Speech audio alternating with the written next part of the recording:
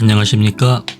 우리들이 성경을 읽는 이유는 그들의 역사 속에서 그들이 경험한 하나님의 살아계심을 지금에 살고 있는 우리들이 간접적으로 그때 당시의 기억을 나누고 또한 참여할 수가 있기 때문입니다.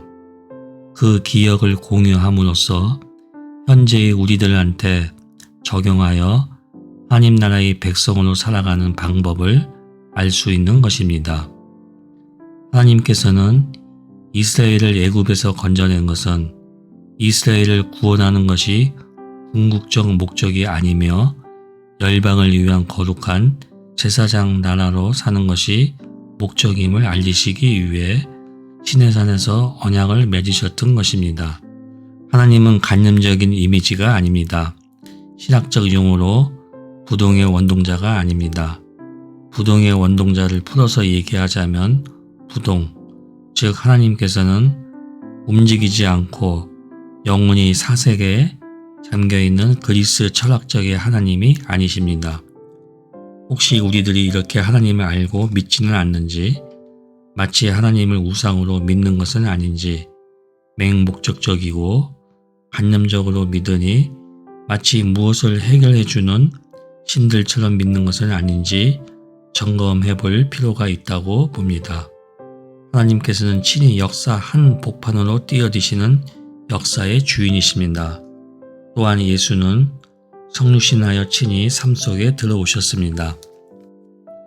그러니 우리들은 역사 속으로 삶 속에 들어오신 하나님을 이해할 때 진정 나를 알 수 있는 것입니다. 인간으로서 하나님 나라 백성의 정체성을 깨달을 때 우리들은 소명을 알고 삶을 온전히 하나님의 뜻대로 인간답게 살 수 있을 것입니다. 온전한 삶을 아는 것이 진정한 신앙인으로서의 믿음입니다. 너무나도 많은 사람들이 하나님을 값싼 신처럼 마치 우상 성비듯이 신앙생활을 합니다. 성공을 빌며 재물의 축복을 빌며 또한 믿기만 하면 천국 간다는 말에 속아 관념적이고 추상적이고 맹신적으로 믿습니다. 이를 자세히 들여다보면 모두 개인의 욕심을 채우는 거 아닙니까? 하나님은 빛이 없으면 인간이 살아갈 수 없기에 흑암과 함께 빛도 창조했습니다. 이사야 45장 7절을 보면 나는 빛도 짓고 어둠도 창조하며 나는 평안도 짓고 환난도 창조하나니 나는 여호와라. 이 모든 일들을 행하는 자니라. 그렇습니다. 하나님은 빛과 어둠이 계속적으로 존재하게 하실 뿐 아니라 우리 인간으로 하여금 하루에 한 번씩 어둠과 빛을 경험하게 하셨습니다. 왜 이런 경험을 하게 하셨을까요?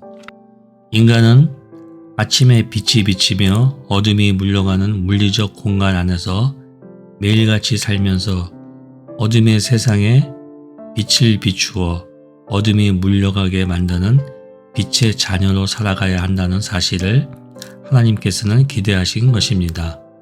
그러나 인간은 하나님이 만드신 빛의 세상에서 빛의 자녀로 살기보다는 흑암의 세력에 굴복하고 말았습니다.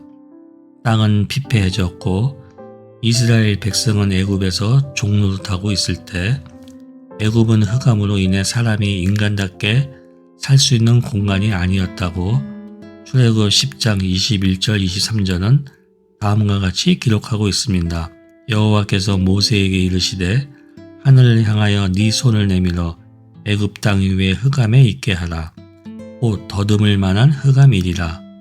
모세가 하늘을 향하여 손을 내밀매 캄캄한 흑암이 3일 동안 애굽 온 땅에 있어서 그동안은 사람들이 서로 볼 수 없으며 자기 처소에서 일어나는 자가 없으되 온 이스라엘 자손들이 거주하는 곳에는 빛이 있더라.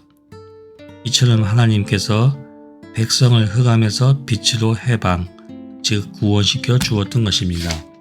그러나 이스라엘은 거룩한 하나님의 백성으로서 하나님의 명령대로 살지 못했고 이스라엘은 하나님의 진노와 심판을 받지 않을 수가 없었습니다. 이스라엘은 열방의 빛은커녕 스스로 내면의 빛마저 소유할 수가 없었지요. 그래서 스스로 소경의 처지로 전락하고 말았습니다. 남유다의 마지막 왕 시드기야는 눈이 뽑힌 비극적 종말이 잘 보여주고 있습니다. 그렇습니다. 이스라엘 백성과 왕들은 하나님의 공의와 정의, 평화, 사랑을 보지 못한 것이었던 것이죠. 이스라엘은 열방의 빛이 되기는커녕 오히려 스스로 옥에 갇히게 되었고 시력을 상실하고 만 것입니다. 이사야 선지자는 이사야 42장 19절에서 이렇게 울부짖고 있습니다. 누가 눈이 먼 자냐? 나의 종이 아니냐? 누가 기가 먹은 자냐? 내가 보낸 자의 나의 사자가 아니냐? 누가 눈이 먼 자냐? 주님과 언약을 맺은 자가 아니냐? 누가 눈이 먼 자냐? 주님의 종이 아니냐? 그러나 하나님께서 이러한 소경이요 기머거리인 종을 다시 증인으로 삼아 이방의 빛으로 삼으시겠다고 선언합니다. 이사야 42장 6절을 보면 나 주가 의를 이루려고 너를 불렀다. 내가 너의 손을 붙들어 주고 너를 지켜주어서 너를 백성의 언약과 이방의 빛에 되게 할 것이니 이 얼마나 하나님의 은혜롭고 자비로운 선언입니까? 결국 하나님은 자신의 아들 예수를 이 땅에 보내셔서 어둠에 놓인 우리에게 진정한 빛을 보여주십니다. 그리고 예수를 따르는 자들에게 이방의 빛으로서의 소명을 다시금 위탁하셨습니다. 예수님은 산상수훈에서 이렇게 말합니다. 너희는 세상의 빛이다. 산 위에 세운 마음은 숨길 수 없다. 또 사람이 등불을 켜서 말 아래에다 내려놓지 아니하고 등경 위에다 놓아둔다. 그래야 등불이 집안에 있는 모든 사람에게 환히 비친다. 이와 같이 너희 빛을 사람에게 비추어서 그들이 너희의 착한 행실을 보고 하늘에 계신 너희 아버지께 영광을 돌리게 하여라. 그렇지요. 이 빛, 이것이 진리인 것입니다.